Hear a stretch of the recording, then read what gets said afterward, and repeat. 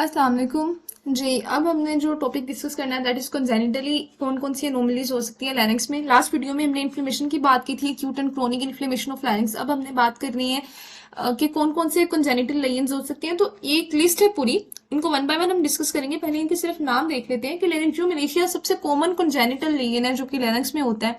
Then congenital vocal cord paralysis है, congenital subglottic stenosis है, laryngeal web, subglottic haemangioma, laryngoesophageal cleft, laryngocele and laryngeal cyst.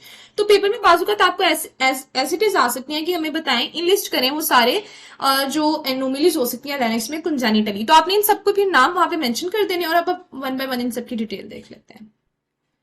सबसे पहले लेरेंजियोमैलेशिया। तो ये चीज मैंने पहले बताई कि laryngomalacia is the most common congenital abnormality of larynx. ठीक है, ये लाइन आपने एज सच याद कर लेनी है कि ये सबसे कॉमन एबनॉर्मैलिटी है और ये at birth manifest at birth, यानी इसके जो भी सिम्टम्स होते हैं ना वो हमें बच्चा जैसे ही पैदा होता है फौरन से सिम्टम्स अपीयर हो जाते हैं। ये नहीं होता कि इसमें थोड़ा 2-3 माह का टाइम लगता है, फौरन से सिम्टम्स आ जाते हैं सून आफ्टर बर्थ। और 2 साल तक इसके सिम्टम्स डिसअपीयर हो जाते हैं, यानी ये ठीक हो जाता है, जो भी मसला होता है वो ठीक हो जाता है 2 साल तक। जब बच्चा 2 साल का होगा तब तक ये खुद ब खुद ठीक हो जाएगा। अब इसमें मसला होता है कि क्यों इसमें ना पेशेंट हमारे पास आएगा, किस सिम्टम के साथ आएगा और इसमें पैथोलॉजी क्या होगी।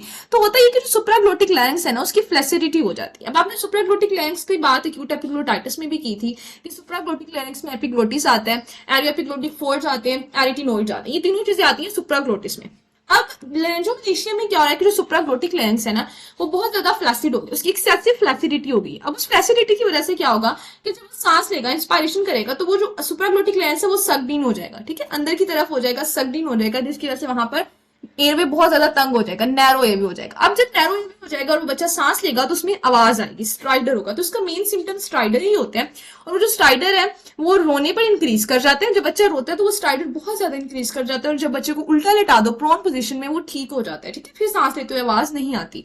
तो ये इसकी आपने चीज याद रखनी है कि अगर आपको किसी सिनेरियो में बताया जा रहा है कि एक बच्चा है 2-3 मंथ उसकी एज है, या 1 मंथ है, 2 मंथ, 3-4 मंथ, जितने भी मंथ है, और उसको जो है स्ट्राइडर के कंप्लेंट के साथ वो आया, लेकिन जब उसको उल्टा लेटाते हैं प्रोन पोजीशन में तो वो ठीक हो जाता है। तो आपने फौरन से लेरेंजियोमैलेशिया का सोचना है। ठीक है, अच्छा नेक्स्ट देख लेते हैं कि इसमें हमने एग्जामिनेशन क्या करना होता है। डायरेक्ट लेरेंजियोस्कोपी जब करते हैं तो ये हमें डायग्नोस्टिक पॉइंट नजर आता है कि जो इसमें एपिग्लोटिस होता है ना वो इलोंगेटेड हो जाता है और कर्ल हो जाता है। तो कर्लिंग हो गई एपिग्लोटिस की, वो चीज मैंने बता देंगे। सुप्राग्लोटिस में ना यहाँ पे फ्लैसिडिटी बहुत है, तो इसी फ्लैसिडिटी की वजह से एपिग्लोटिस पे कर्ल हो गया, कर्ल्ड एपिग्लोटिस है जिसको ओमेगा शेप कहते हैं। तो इसकी शेप ओमेगा हो गई है और इसमें जो एपिग्लोटिक फोल्ड्स है वो भी फ्लोपी से हैं, एरिटिनोइड बहुत प्रोमिनेंट होते हैं। तो सबसे मेन चीज है ये ओमेगा एपिग्लोटिस, ये आपने याद रखना है। अब इसका ट्रीटमेंट क्या होगा, तो एज आई ऑलरेडी मेंशन कि इसमें ट्रीटमेंट की जरूरत नहीं पड़ती, कंजर्वेटिव ही होते हैं क्योंकि 2 इयर्स एज तक ये खुद ब खुद ठीक हो जाते हैं। तो इसीलिए कंजर्वेटिव ट्रीटमेंट है, आपने पेशेंट को पेरेंट्स को रीअश्योर करा देना है।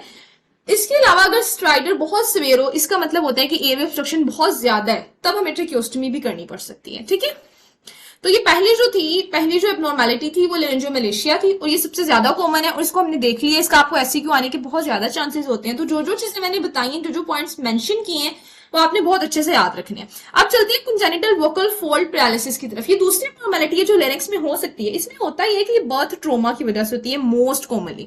बर्थ ट्रोमा यानी डिलीवरी के दौरान कोई फोर्थ स्टेप डिलीवरी थी, उसकी वजह से क्या हुआ है कि जो रिकरेंट लेरेंजियल नर्व है वो स्ट्रेच्ड हो गई है। तो रिकरेंट लेरेंजियल नर्व के डैमेज की वजह से उसका जो वोकल कॉर्ड है बेबी का वो पैरालाइज हो जाएगा। ठीक है, उसका पैरालिसिस हो जाएगा। तो ये इसका कॉमन कॉज है कि बर्थ ट्रोमा की वजह से ही होगा। इसके अलावा सीनस की एनोमली है तो उसकी वजह से भी ये हो सकता है, लेकिन इसका जो ज्यादा कॉमन कॉज है ना वो बर्थ ट्रोमा ही है। आगे देखिए अगर तो कंजेनिटल सबग्लोटिक स्टेनोसिस आ जाता है। ये थर्ड एबनॉर्मैलिटी हम डिस्कस करने लगे। इसमें क्या होता है, सबग्लोटिक यानी जो नीचे वोकल कॉर्ड के नीचे वाला रीजन है, सबग्लोटिक रीजन है लैरिंक्स का, उसमें एबनॉर्मल थिकनिंग हो गई है, वो बहुत ज्यादा तंग हो गया है, बहुत ज्यादा थिकन हो गया है। हुआ ऐसा क्यों है, क्रिकोइड कार्टिलेज की थिकनिंग की वजह से। क्रिकोइड कार्टिलेज ना एक रिंग शेप्ड कार्टिलेज होता है। ठीक है, अब वो जो रिंग शेप्ड कार्टिलेज है ना वो इतना ज्यादा थिकन हो गया, एबनॉर्मली थिकन हो गया कि उसने वहां पे रास्ता बहुत तंग कर दिए, स्टेनोसिस कर दिए। ठीक है, एक ये तो काज हो सकते हैं। दूसरा इसका काज ये हो सकता है कि वोकल कॉर्ड के बिलो एक फिब्रस टिश्यू आ गया। तो फिब्रस टिश्यू की वजह से या इस क्रिकोइड कार्टिलेज की एबनॉर्मल थिकनिंग की वजह से स्टेनोसिस हो सकती है सबग्लोटिक रीजन में। ठीक है, अच्छा अब सबग्लोटिक रीजन में अगर स्टेनोसिस हो जाएगी तो फिर क्या होगा, इसकी ना वैसे भी एसिम्प्टोमेटिक होता है, इसमें कोई हमें सिम्टम्स मिलते नहीं है।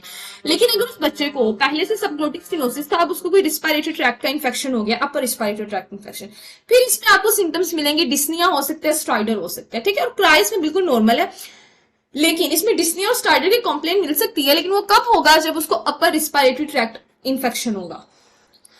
अब अगर बेबी हमारे पास इस कंप्लेंट के साथ आया है कि इसको रोते हुए आवाज आती, नहीं रोते हुए नहीं, सॉरी, इसके सांस लेते हुए आवाज आती है, स्ट्राइडर है या इसको सही सांस नहीं आता, डिस्नी है, तो आप उसका ट्रीटमेंट क्या करोगे? आप पहले तो उसका डायग्नोसिस बनाओगे, आप उसको एग्जामिनेशन करोगे। एग्जामिनेशन में अगर तो सब ग्लोटिक का डायमीटर 4 मिलीमीटर से कम नजर आ रहा है, 4 मिलीमीटर से लेस डायमीटर है, एक फुल टर्म न्यूनेट का, मतलब 1 मंथ बेबी की एज है, लेकिन उसका डायमीटर 4 मिलीमीटर से कम है लैरिंक्स का, सब ग्लोटिक रीजन का, तो आपने डायग्नोसिस बना लेना है कि सब ग्लोटिक स्टेनोसिस है। बिकॉज नॉर्मल जो डायमीटर है वो 4.5 से 5.5 mm होना चाहिए, ठीक है।